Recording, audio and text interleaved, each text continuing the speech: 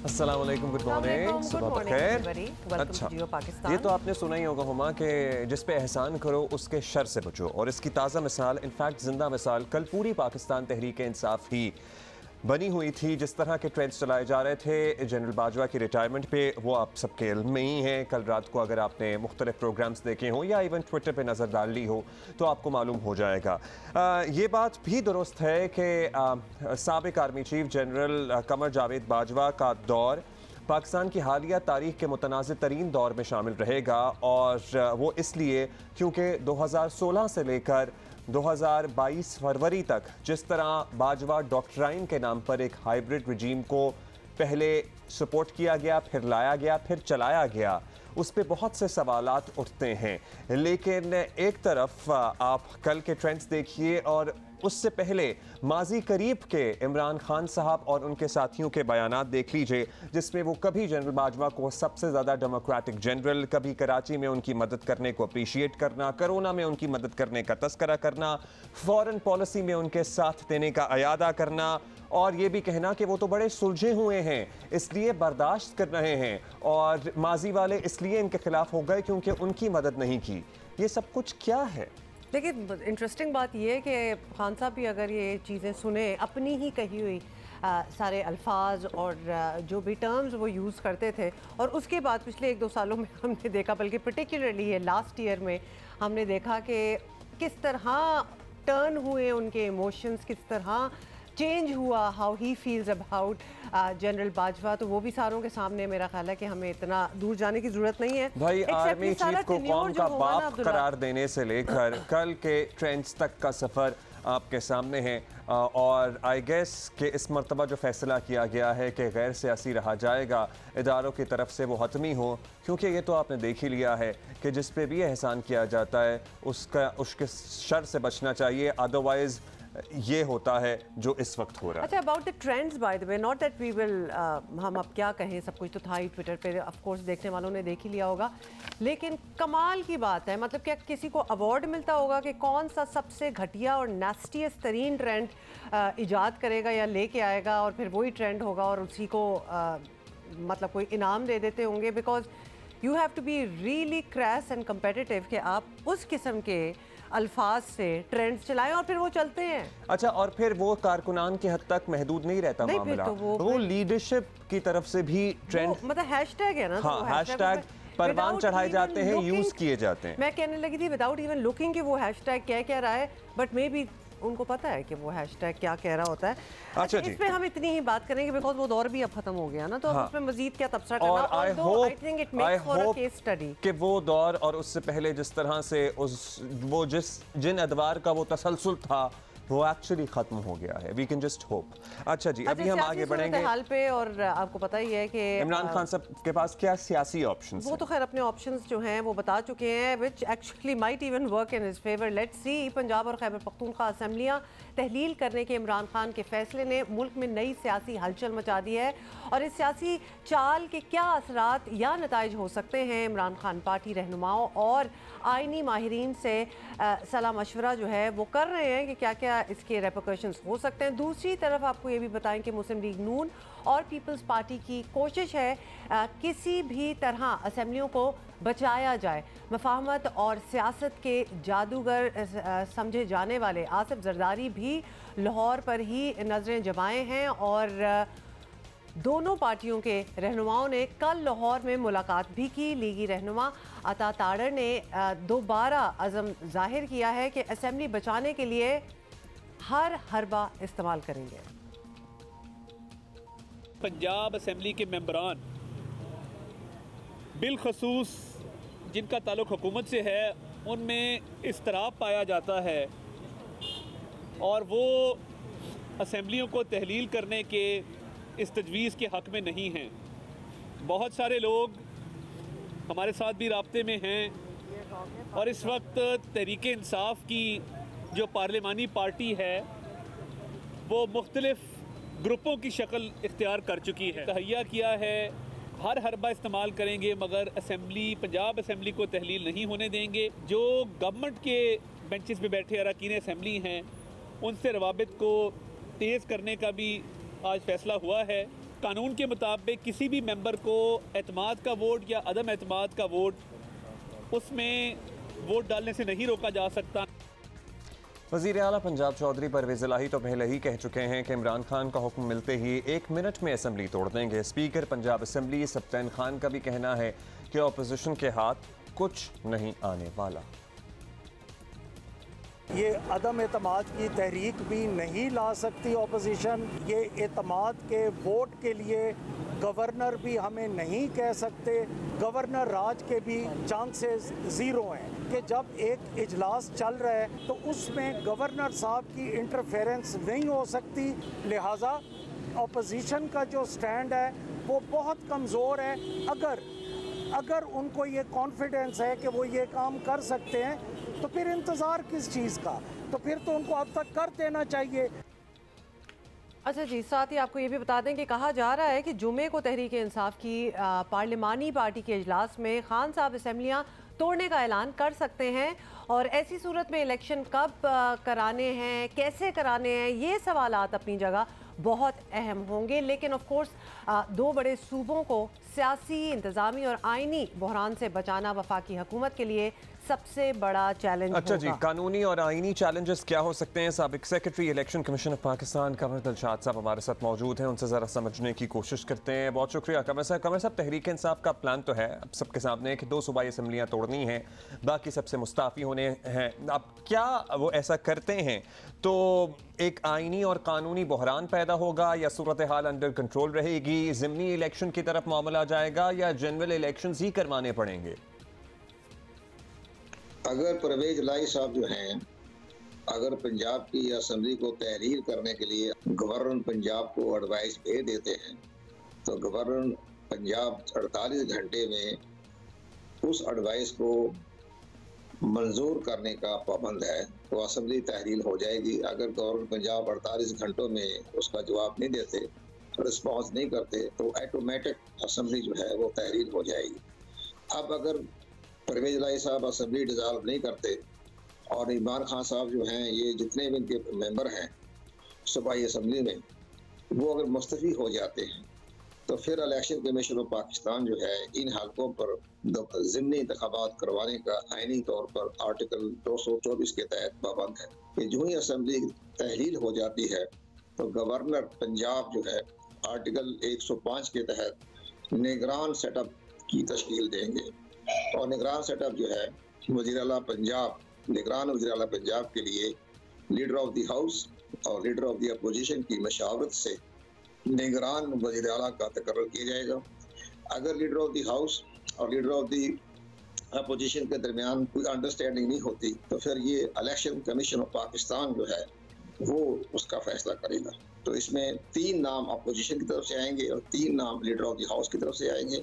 अगर इनमें किसी नाम पर इतफाक राय नहीं होता, ये 6 नाम जो हैं ये 48 घंटे के अंदर अंदर इलेक्शन कमीशन ऑफ पाकिस्तान के पास चले जाएंगे और इलेक्शन कमीशन ऑफ पाकिस्तान 48 घंटे में अपना फैसला करेगा। अच्छा, ये भी बताइएगा कि यहाँ पीडीएम इत्तेहादी हुकूमत की ये कोशिश है कि असेंबलियाँ जो हैं वो कायम रहे और अगर कुछ होना है तो इन हाउस तब्दीली कर ली जाए। अब ये बताएं कि क्या ये ख्वाहिश पूरी हो सकती है? जुलाई वाले फैसले के बाद आइन और कानून में ऐसा क्या रास्ता बचा है जिससे इन हाउस तब्दीली मुमकिन हो? पंजाब में अपोजिशन जो है वो परवेज इलाही साहब के खिलाफ, वज़ीर आला के खिलाफ तहरीक अदम एतमाद पेश कर देते हैं और वो तहरीक अदम एतमाद कामयाब हो जाती है तो फिर परवेज इलाही को बतौर वज़ीर आला अपनी हुकूमत से सबकदोश होना पड़ेगा। इसके साथ एक और तरीक़ाकार भी है, वो तरीक़ाकार ये है कि अब अगर गवर्नर पंजाब, वज़ीर आला पंजाब को ये हदायत जारी करें कि मेरी नज़र में आप एतमाद का वोट खो चुके हैं तो आप असर 9 सूबाई असम्बली से अपना इंतखाब, अपना एतमाद का वोट हासिल करें। तो 1 हफ्ते के अंदर अंदर उसको परवेज इलाही साहब को बतौर वज़ीर आला एतमाद का वोट लेना होगा। अगर वो एतमाद का वोट हासिल ना कर सके तो उनकी हुकूमत ख़त्म हो जाएगी। अगर वो एतमाद का वोट ले लेंगे तो उनकी हुकूमत बरकरार रहेगी। सर, ये तो आपने क्लियर कर दिया। अब ये बताइएगा सर कि अगर ऐसी सूरत हाल बनती है कि सूबाई असम्बली की नशस्तों पर इंतखाबात हों और कौमी असम्बली पर बाद में हों तो खर्च कितना आएगा, क्योंकि हमारे माली मामलात और माली हालात इनफैक्ट सबके सामने ही हैं, तो कमीशन के क्या अखराजात होंगे कि इस तरह इलेक्शन में जाया जाए? 25 अरब रुपया खर्च होगा। अगर सुबह पंजाब और सुबह खैबर पख्तूनख्वा की असम्बलियाँ तहलील हो जाती हैं तो 412 सूबाई असम्बली के मेंबर हैं दोनों सूबों के।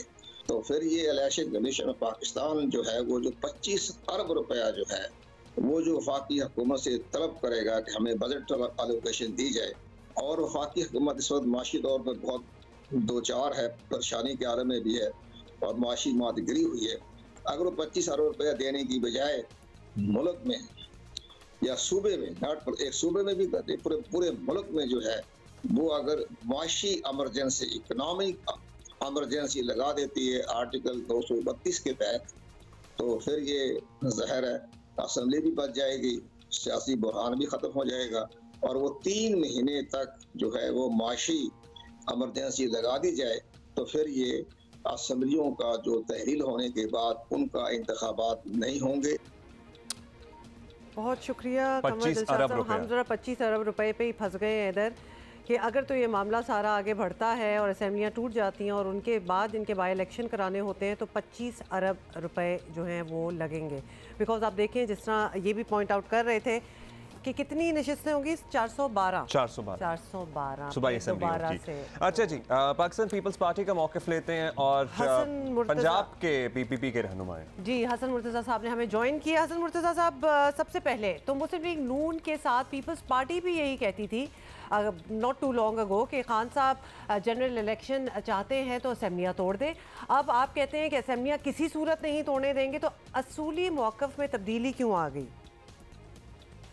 पाकिस्तान पीपल्स पार्टी का असूली मौक़िफ़ पहले दिन से रहा है कि पार्लियामान अपनी मुद्दत पूरी करेगी, हुकूमतें आती जाती रहती हैं, उनसे फ़र्क नहीं पड़ता, लेकिन पार्लियामान को अपनी जो आइनी मुद्दत है वो पूरी करनी चाहिए। परवेज़ इलाही साहब से जो हमारी बात हुई थी तो उस वक्त पाकिस्तान पीपल्स पार्टी ने ये बात उनसे कही थी कि अगर हमारे जो इत्तेहादी हैं PDM जो है वो अगर ये मुतालबा करे और वो चाहें कि हम असेंबलियाँ तोड़ दें तो फिर हमें नए इलेक्शन की तरफ जाना होगा।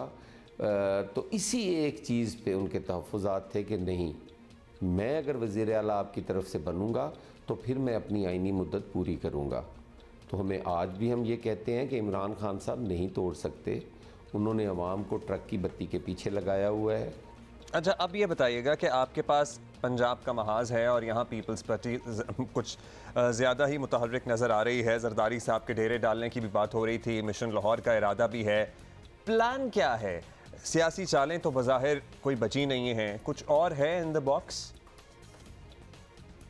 आज भी आसिफ अली जरदारी साहब के आने का प्रोग्राम अगर पंजाब में बनता है तो तमाम मकातब फ़िक्र में एक थरथली सी मच जाती है। तो इसलिए मैं चेयरमैन को चेयरमैन की सियासत को और उनकी इस जो सियासत पे गहरी नज़र है, मैं उनकी फ़हम फरासत को सलाम पेश करता हूँ कि वो आज भी अपने 7 MPs के साथ पाकिस्तान और पंजाब की सियासत में इतने मुतहर्रिक हैं कि उनके आने जाने से लोगों की टांगें कांपना शुरू हो जाती हैं।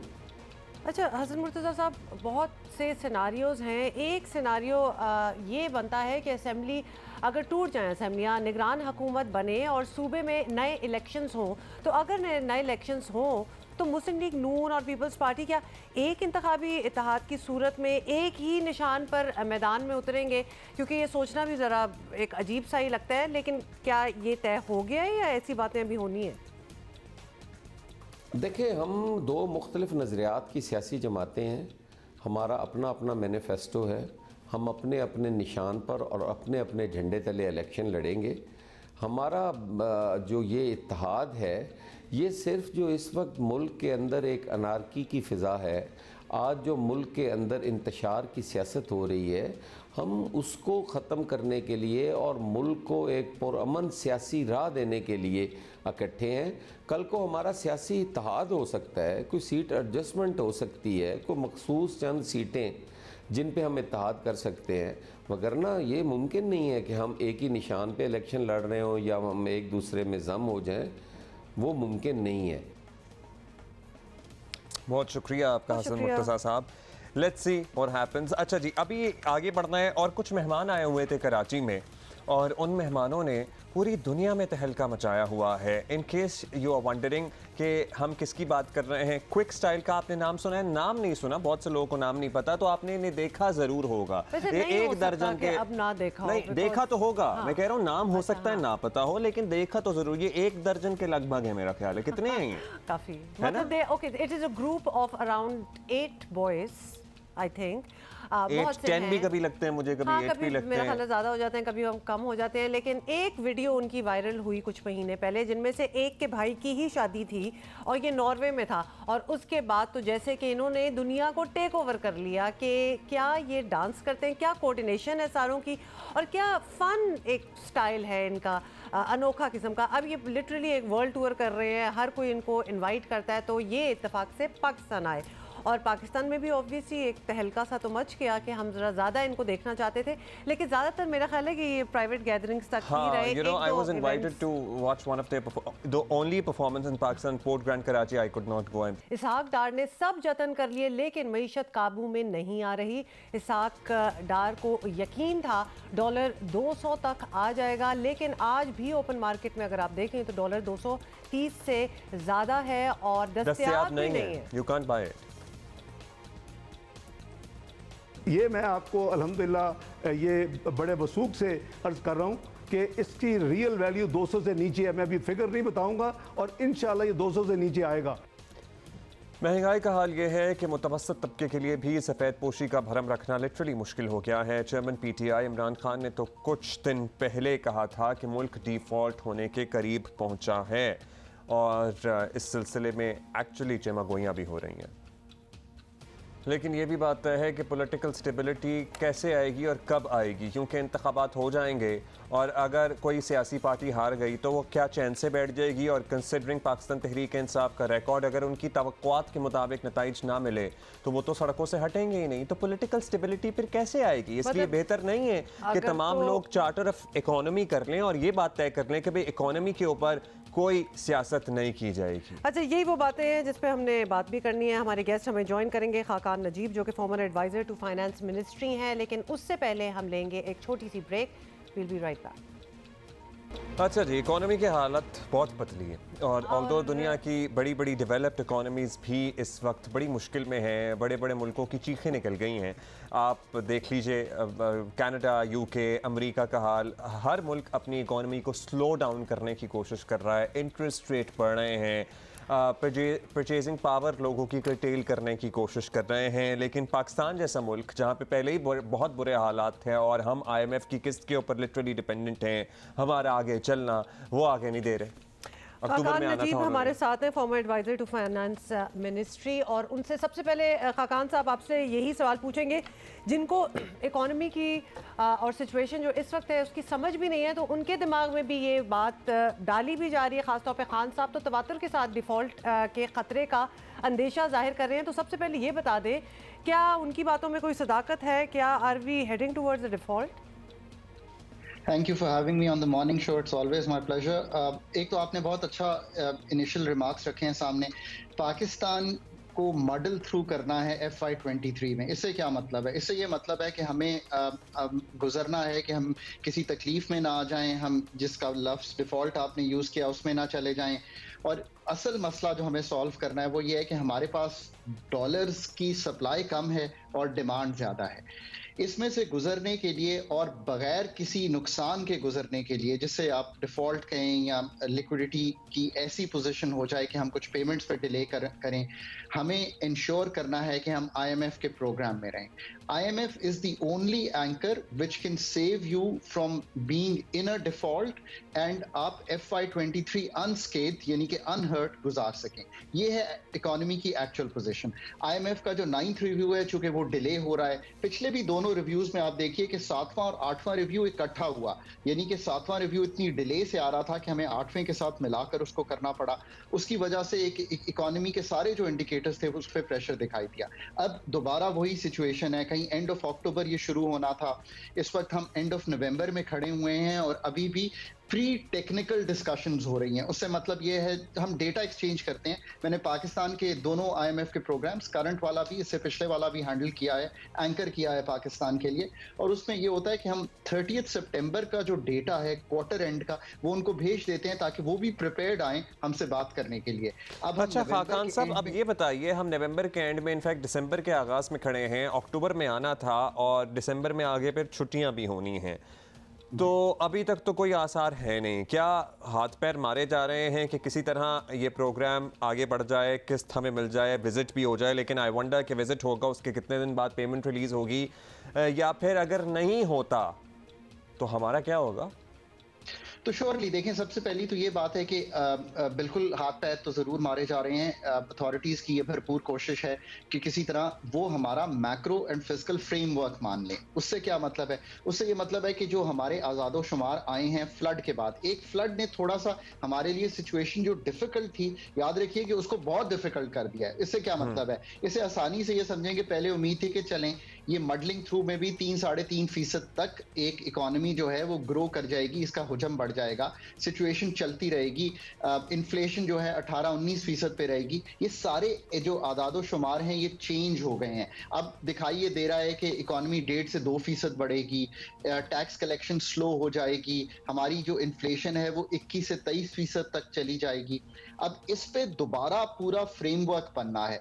सो उम्मीद ये है, मुझे बेस्ट केस सिनारियो देखें पाकिस्तान का ये है कि IMF अर्ली दिसंबर में आ जाए और तकनीकी जो बातचीत है उससे और पॉलिसी लेवल से गुजर के एटलीस्ट ये मुआहिदा हो जाए जिसको हम स्टाफ लेवल एग्रीमेंट कहते हैं। For Pakistan to do a staff level agreement is a must to stay afloat comfortably. इससे कोई दो आरा नहीं है इस वक्त। इससे ज्यादा मुझे तशवीश नहीं होगी कि अगर IMF का प्रोग्राम 15 दिन में स्टाफ लेवल एग्रीमेंट पे रीच नहीं करता फॉर द 9th रिव्यू। सो ये अच्छा, हम थोड़े दिन बाद उसी पॉइंट पे आ जाते हैं। खाकान, बात ये है कि 15 दिन ही रह भी गए हैं, क्योंकि अगर देखा जाए तो आपको पता है कि दिसंबर में IMF भी वो सारे हॉलीडेज पे अपनी चले जाते हैं। तो जितना हेडवे हमने किया था अभी इसहाक डार के आने से पहले, अब वो चीज़ें क्यों कंसल्टेशन में नहीं हुई? जैसे पैकेजेस जो इंडस्ट्रियलिस्ट को दिए गए हैं या फिर सब्सिडीज जो एग्रीकल्चर के लिए दी गई हैं, इन कंसल्टेशन विद IMF क्यों नहीं? या फिर वो ये पूछ लेते हैं कि वो खफा क्यों है हमसे, आए क्यों नहीं अक्टूबर में? ये आपका कलीदी सवाल है कि हमें उनके साथ बहुत इंगेज रहना चाहिए जब भी। And I always advise countries कि ये बड़ा आसान है। आपने 100 अरब का पैकेज देना है इंडस्ट्रियलिस्ट को, फॉर एग्जांपल आपने एग्रीकल्चर का पैकेज देना है, आपकी कोई शॉर्टफॉल PDL पे आ रही है, ये 3 चीज़ों को ले लीजिए। ये फिजिकल यानी कि जो हमारा मालियाती खसारा है उसको अफेक्ट करते हैं, तो आप IMF को कंसल्ट कर लीजिए, आप IMF को बता दीजिए कि हम ये कर सकते हैं। मुल्कों में होता ये है, ये आपने सवाल पूछा इसका, कि जो कंट्रीज हैं वो सोचती हैं कि हो सकता है IMF हमें इजाजत ना दे, तो अगर ये हम पूछ लेंगे तो हो सकता है उस दरवाजे से गुजरने की इजाजत ना मिले। तो कंट्रीज समटाइम्स गो अहेड और वो इसको अनाउंस कर देती हैं, वो फिर डिले हो जाता है डिलिब्रेशंस में। सो आई थिंक इस तरह की चीज है। Thank you for being with us. हमारे पास इतना ही टाइम है आज ये समझने के लिए, लेकिन बस दुआ यही है कि IMF से बातचीत जो है वो दोबारा शुरू हो जाए और वो आ जाए इधर। Let's see. बहुत शुक्रिया खाकान साहब, that's all the time. 15वीं 15th आलमी उर्दू कॉन्फ्रेंस कल से कराची आर्ट्स काउंसिल में शुरू हो रही है और कॉन्फ्रेंस में पाकिस्तान के अलावा दुनिया भर से कम बेश 250 से ज़्यादा अदीब, दानिश्वर, स्कॉलर्स और शायर जो हैं वो शिरकत कर रहे हैं।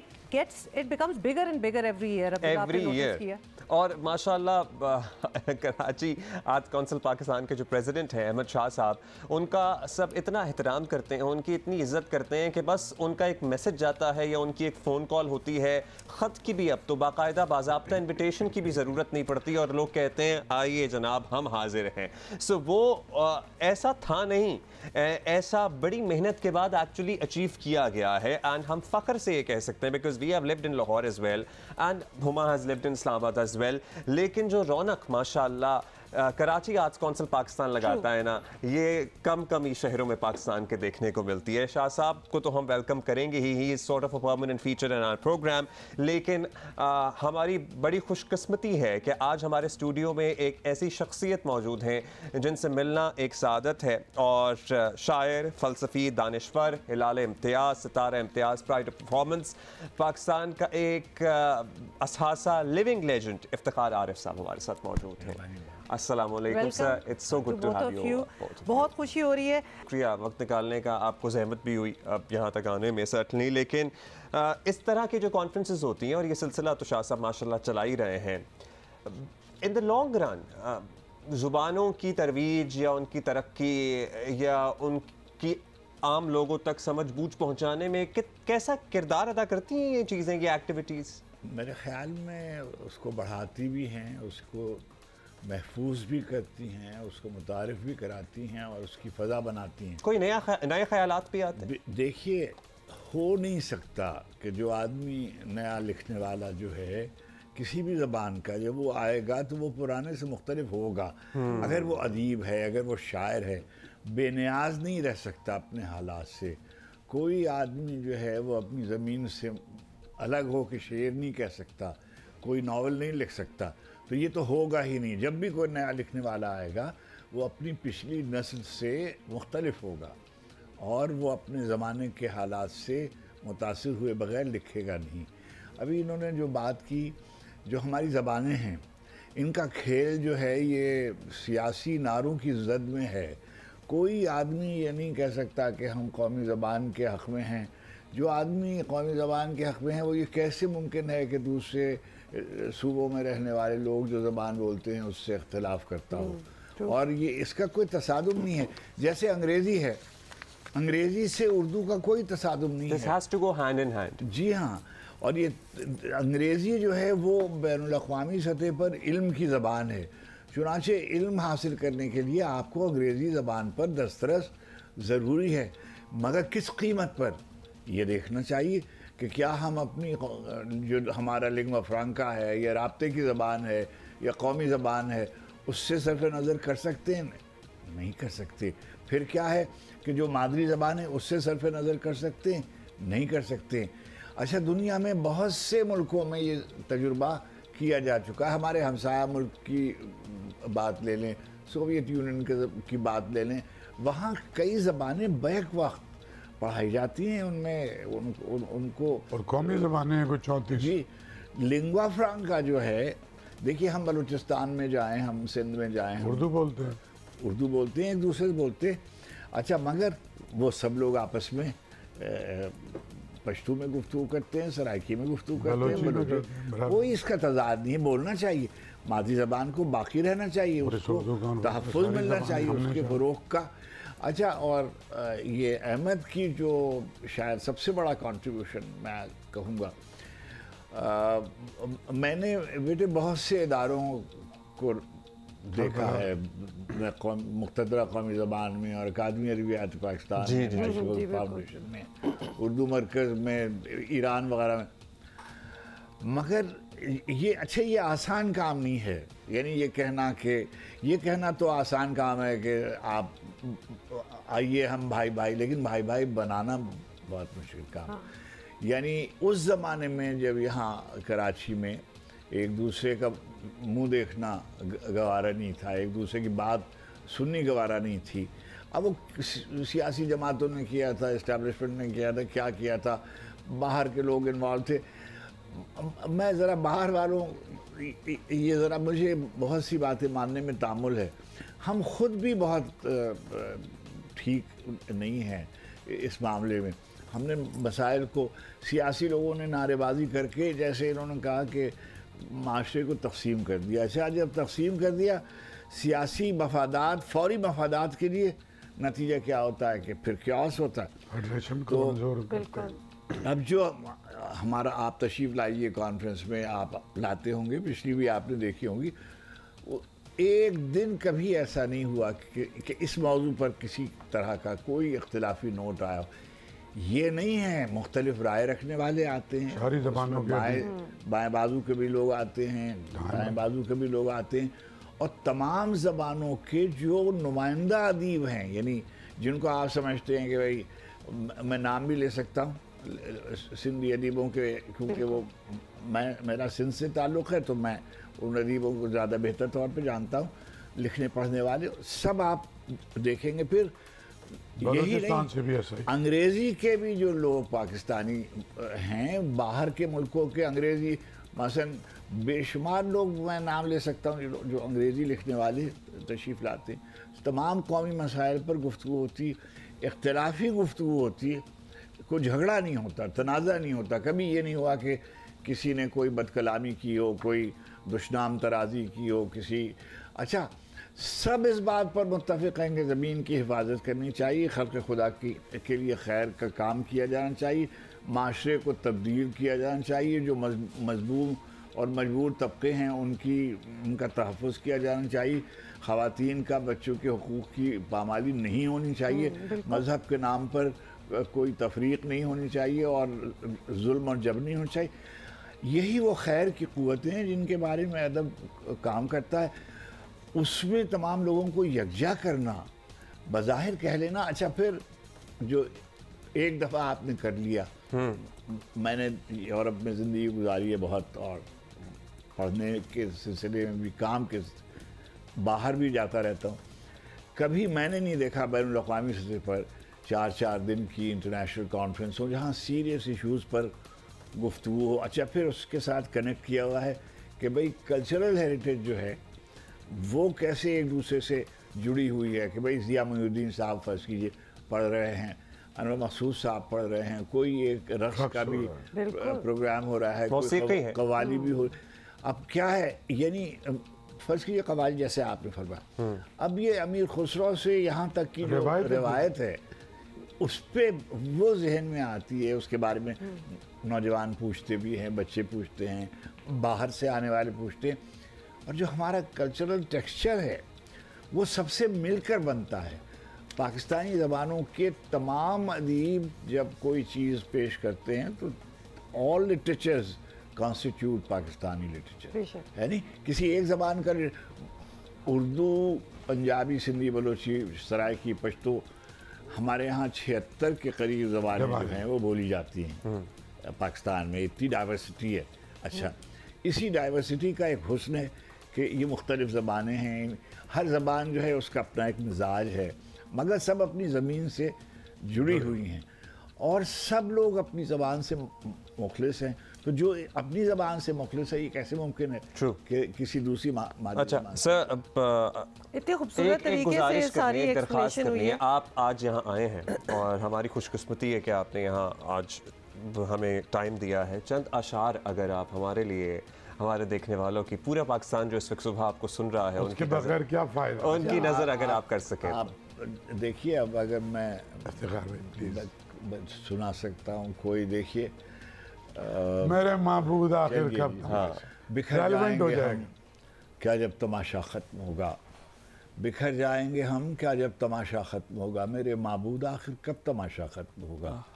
चराग़े हुजरे दरवेश की बुझती हुई लौ, चराग़े हुजरे दरवेश की बुझती हुई लौ हवा से कह गई है अब तमाशा ख़त्म होगा। ये सब कठपुतलियाँ रक़्सां रहेंगी रात की रात, ये सब कठपुतलियाँ रक़्सां रहेंगी रात की रात, सहर से पहले पहले सब तमाशा ख़त्म होगा। कहानी आप उलझी है कि उलझाई गई है, कहानी आप उलझी है कि उलझाई गई है, ये उगदा तब खुलेगा जब तमाशा ख़त्म होगा। कहानी आप उलझी है कि उलझाई गई है, ये उगदा तब खुलेगा जब तमाशा ख़त्म होगा। कहानी में नए किरदार शामिल हो गए, नहीं मालूम अब किस ढब तमाशा ख़त्म होगा।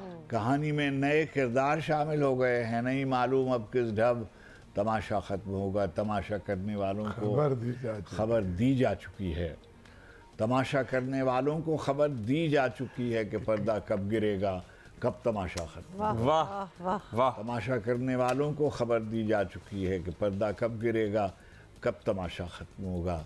बिखर जाएंगे हम क्या जब तमाशा ख़त्म होगा, मेरे माबूद आखिर कब तमाशा ख़त्म होगा।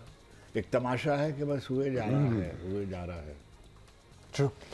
Wow, beautiful. और ये जो इतना relevant to what is happening. बिखर जाएंगे हम, तब तमाशा। ये इस पे जरा गौर कर लें, अगर हम बिखर गए हैं ना तो अब जमा करना, अब जमा करने के लिए कुछ कीजिए। ट्रेजेडी ये कि तमाशा खत्म भी होता है और फिर थोड़े अरसे बाद दोबारा शुरू हो जाता है। अहमद शाह साहब, thank you so much bye the way for coming here. First ये आप बोल रहे हैं, ये मैं बोल देंगे। हाँ, कल से शुरू हो रही है जी 15वीं आलमी Urdu conference and it is going to be for 4 days। दुनिया भर से इसमें लोग शिरकत कर रहे हैं, 250 से ज्यादा। टाइम भी बता देना। इफ्तिखार आरिफ साहब, बहुत बहुत शुक्रिया। 3:30 बजे कल आर्ट्स काउंसिल एंट्री फ्री है, वैले पार्किंग फ्री है, सब कुछ फ्री है, बस आपने जाना है।